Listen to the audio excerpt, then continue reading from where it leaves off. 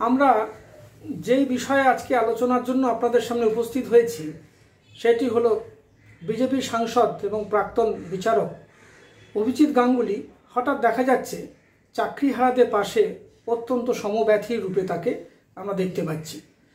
কয়েকদিন ধরেই দেখা যাচ্ছে 26,000 চাকরি বাতিলের পর থেকে তিনি রাজনীতি ঊর্ধ্বে উঠে মমতা বন্দ্যোপাধ্যায়কে দিদি সম্বোধন করে বলছেন আসুন আমরা এই সমস্যাটা মিটিয়ে দিই ইত্যাদি ইত্যাদি, বিভিন্ন সাজেশন আছে ওনার।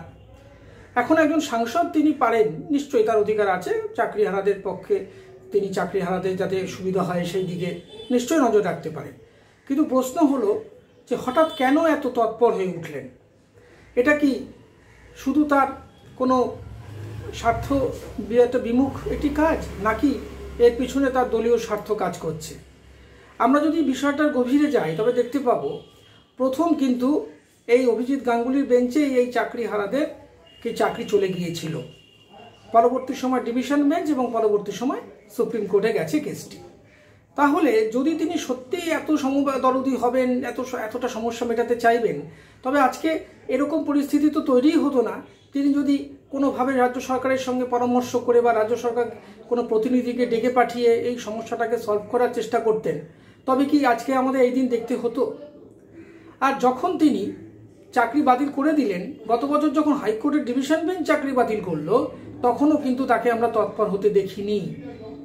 কখন তৎপর হলেন?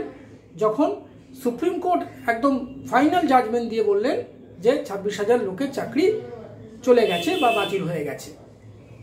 এরকম পরিস্থিতিতে তাকে দেখা যাচ্ছে অত্যন্ত তৎপর হয়ে তাদের নিয়ে এসএসসি অফিসে যাওয়া, মুখ্যমন্ত্রীকে প্রস্তাব জানানো, তাকে দিদি বলে সম্বোধন করে বলছেন যে রাজনৈতিক ঊর্ধ্বে উঠে আমরা আসুন কাজ করি তাদের।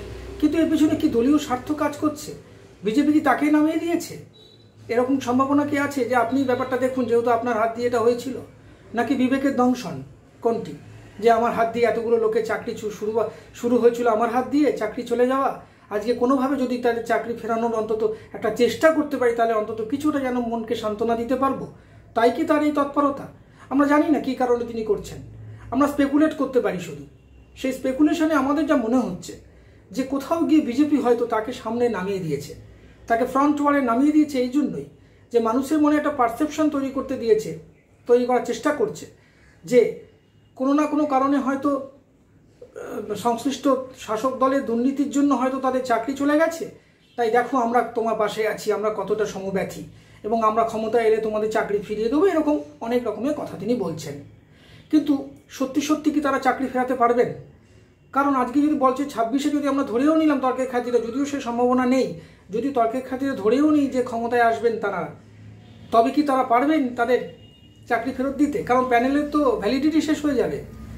প্যানেলের ভ্যালিডিটি শেষ হলে তো সেই প্যানেল নিয়ে আর কাজ করা যায় না, এটা ওনারা খুব ভালো করেই জানেন।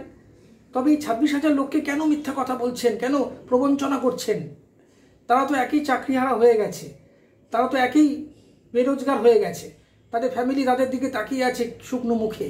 আজকে সেটাকে নিয়ে ক্যাশ করছেন, পলিটিক্যাল এজেন্ডা তৈরি করছেন, এটা কি ঠিক হচ্ছে? যদি আপনি সত্যিই এটা সমব্যথী হবেন, 1 বছর আগে কেন সেই প্রচেষ্টা করেননি? কেন 1 বছর আগে আপনি রাস্তা বাতলে দেননি যে তোমাদের এরকম করলে চাকরি থাকবে?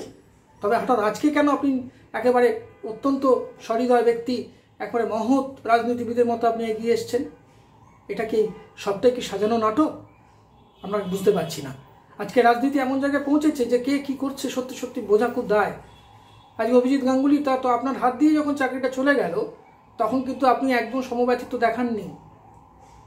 এমনকি আপনার বেঞ্চে যখন পুনর্বিবেচনার জন্য গেছিল, তখন আপনি এটাকে নিয়ে কিন্তু কোনো পুনর্বিবেচনা করেননি। আপনি বলেছিলেন একবার রায় বেরিয়ে গেলে কিছু করা যায় না। তবে আজকে কেন এতদিন পরে তৎপর হয়েছেন? তবে কি এর পিছনে দলীয় স্বার্থ কাজ করছে? আপনারা কি এটা বোঝাবার চেষ্টা করছেন যে ওই 26,000 লোকের যদি ভোটটা পাওয়া যায় মমতাকে দোষী দেখিয়ে, এটাই কি আপনাদের উদ্দেশ্য? তাই আপনার সঙ্গে সঙ্গে যাচ্ছেন? কিন্তু আপনারা খুব ভালো করে জানেন যে কোর্টে একবার যদি বলে দেয়, তবে সেখানে ফাইনাল হ্যাঁ বলার ক্ষমতাও সেই কোর্টেরই রয়েছে, কোনো রাজনীতিবিদের নেই। তবে কেন, যদি সত্যি সত্যি প্রভিশন থাকবে তাদের চাকরি পাওয়ার, ফিরে পাওয়ার, তবে 1 বছর আগে কেন আপনি সে তৎপর হলেন না? তাহলে তো ছেলেগুলোর বা মেয়েগুলোর এই আজকে প্রবলেম হয় না। আপনি সরকার কিন্তু কোনো অ্যাডভাইস দেননি। সরকার কিন্তু একসময় আপনাদের বলেছিল যে কি করব আপনারা পথ বলে দিন, কই তখন তো কোনো সরকারি আধিকারিককে ডেকে আপনারা বলেননি যে আসুন আপনারা এভাবে বসুন, এই করুন।